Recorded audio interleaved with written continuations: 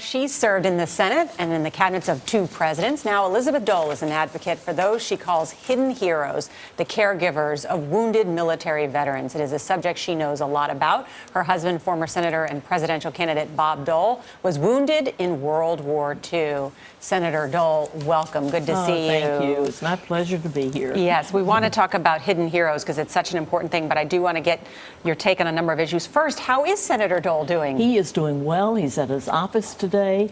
We've had some medical ups and downs, but you know, he's strong. He's been out to Kansas where they had a walk of honor, and he was the first step in the walk of honor, which was lovely at the state capitol. He has lost none of his candor.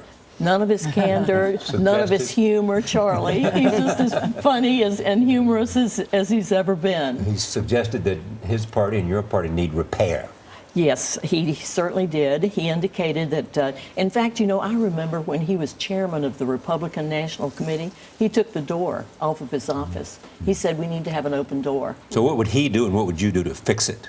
Well, I think that most definitely there are several things that could be helpful. You know, this immigration policy that's being discussed right now, which I think could be a very helpful initiative if that moves forward.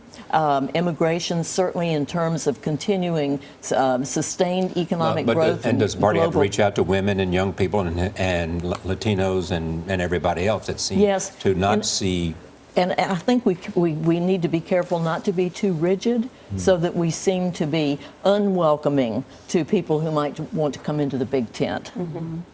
Let's talk about your initiative, Hidden Heroes, because our wounded veterans certainly need our attention and need our help, but their caregivers need our attention and help Their as well. caregivers are truly hidden heroes.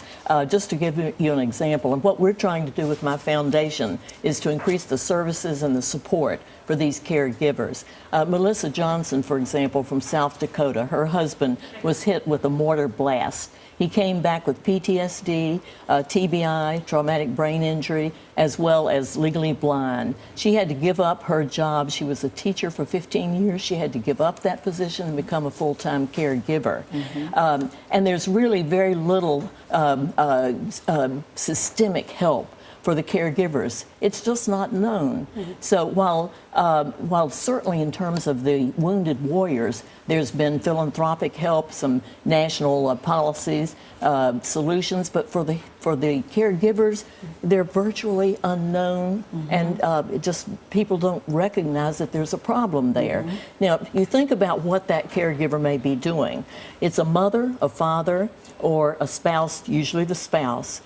They may be the only person who is available, knowledgeable, and who is trusted to provide care, and it's labor-intensive day and night, handling emotional problems, trying to provide for emotional balance, handling legal matters for the family, it's clear you still have the passion and enthusiasm that you had from your days in the Senate. But imagine if you're feeding, dressing a person, you know, and bathing them every single day. And I know people who do this. Yes, but we were talking about your husband's passion and enthusiasm and his activity. You still have it too, Senator. I'm wondering if you miss the day-to-day of the Senate, and I don't have time. That seems to be the case. And when you look at your party for a second, you know, there was already talk of Hillary Clinton being endorsed for a presidential race in 2016. She hasn't even announced. When you look in your own party, do you see a superstar there that you say, you know, we have somebody too?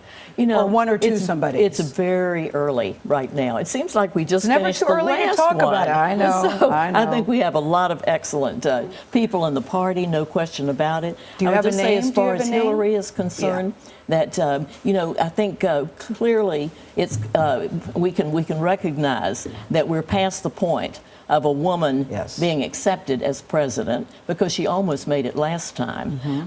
And also just to think that she could be a front runner. A few years ago, that wouldn't have even been something that would be conceivable, but she is the front runner. Of course, it's a very personal decision. Having been through that myself, it's something that she will have to decide. But there's no question there are a lot of capable people. It's just too early right now to be trying to throw names out there. Thanks anyway, but no.